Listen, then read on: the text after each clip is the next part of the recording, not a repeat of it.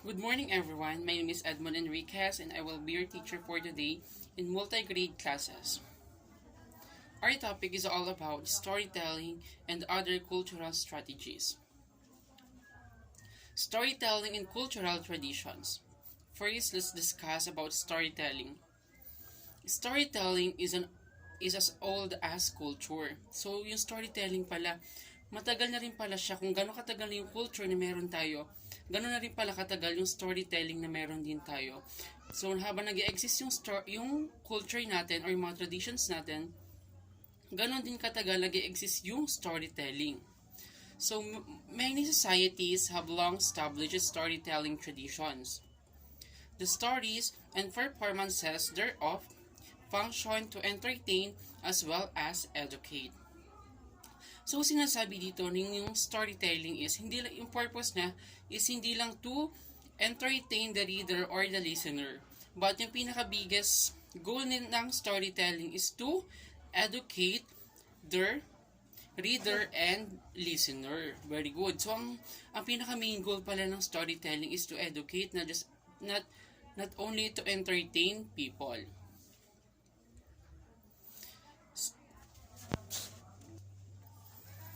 Storytelling is universal and is as ancient as humankind. Before, there was writing and there was storytelling. It occurred in every culture and from every age. It exists and existed to entertain, to inform, and to promulgate cultural traditions and values. So, it means na yung storytelling pala, hindi lang talaga siya, it's all about entertaining, but it's also about to educate the readers and listeners. And yung isang goal pa nitong storytelling is to inform. So, nagbibigay rin siya ng mga idea or ng information about doon sa kanila, about in certain topic na meron doon sa storytelling.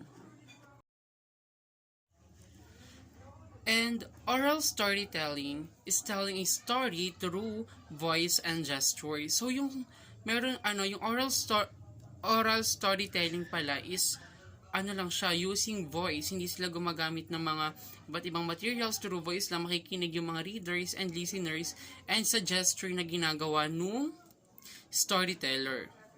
The oral tradition can take many forms, including epic poems, chants, rhymes, songs, and more. So, yung storytelling, hindi lang siya nagpo-focus sa isa, hindi lang siya tungkol dun sa oral storytelling and sa mga gestures and using voice. Meron din siyang iba't ibang forms. Example sa dito, yung mga epic, mga poems, yung mga chants, and even songs na even yung songs is part na rin pala siya ng storytelling. Di ba akala natin yung song is just a simple song, pero yung song is, ito na pala yung way para makapaglagay tayo ng storytelling or doon nila ginagawa yung way para masabi yung isang subject doon.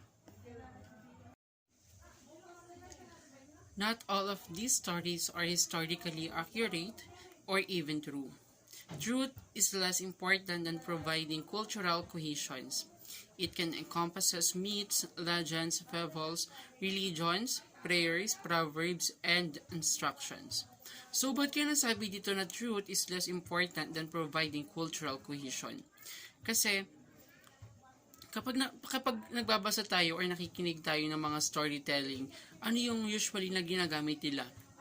Diba, they usually use like mga myths, legends, and mga fables kung saan nandun yung sinabathala or gumagamit sila ng mga character ng mga animals. And dito, kasi yung mga myths and legends na yun, parang naging part na siya ng cultural natin kaysa sabihin natin na, kaysa ilagay natin dun sa ating story, sa ginawang story is all about facts. Kasi kapag ganun yung ginawa natin na part ng cultural natin, mas interesado or mas maraming gustong makinig or magbasa ng ating ginawang story. So, here are some examples of storytelling as a method of passing down cultural traditions.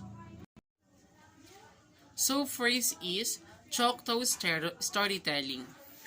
Choctaw storytelling, like all Native American tribes, the Choctaw have an oral storytelling tradition going back generations.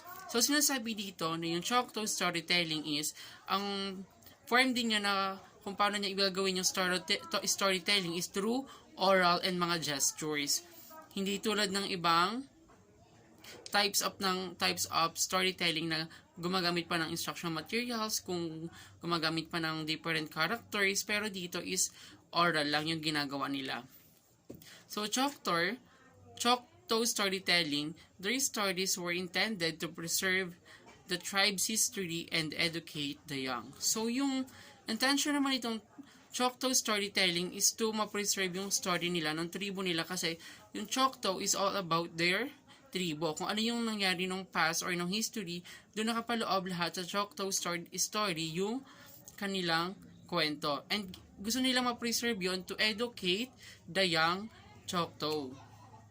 So, ginagawa nila yung para mas ma-preserve at habang tumatagal, itinuturo nila to sa mga kabataan para mas malaman nila yung history na meron doon sa kanila sa past.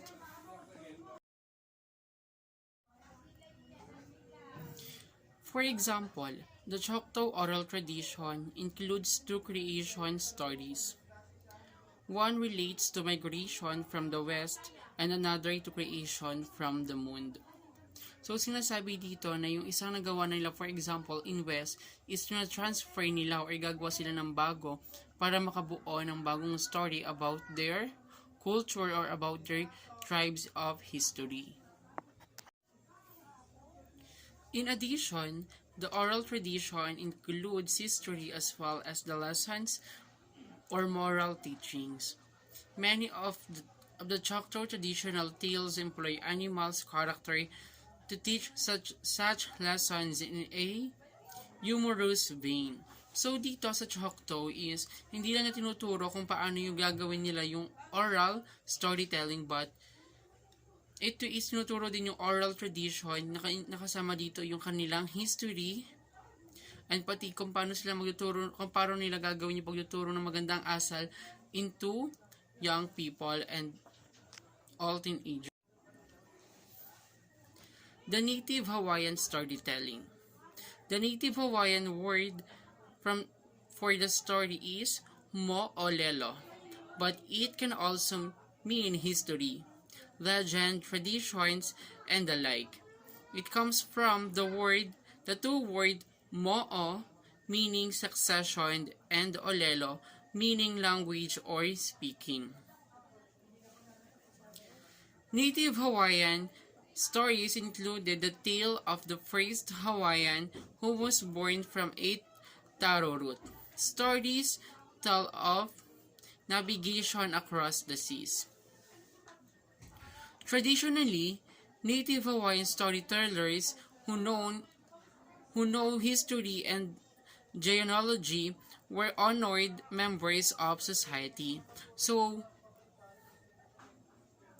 yung mga storytellers sa Hawaii is ino-honor nila kasi sila lang yung may kakayanan para makapagkwento ng isang story and ng isang genealogy. And sa kanila, ginagalang yung ganun sa kanilang society kapag marunong kaya mo magkwento ng isang story or marunong ka magkwento ng isang story.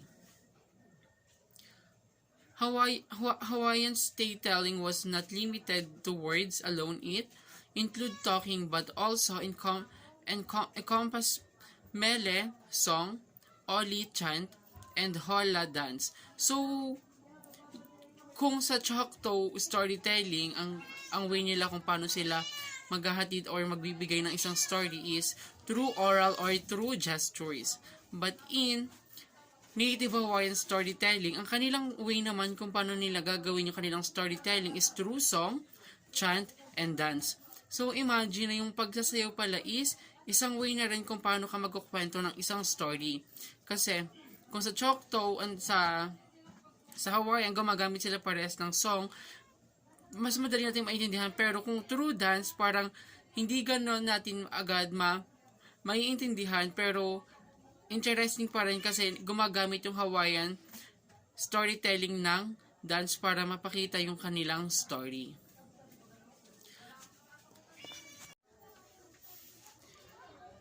Hawaiians value the story because they were not only entertaining, but they are also taught the most the next generation about behavior, values, and traditions. So, ang kagandahan lang dito sa Native Hawaiian storytelling is hindi lang kanila binavalue yung story, is hindi lang sila basta-basta nag-entertain.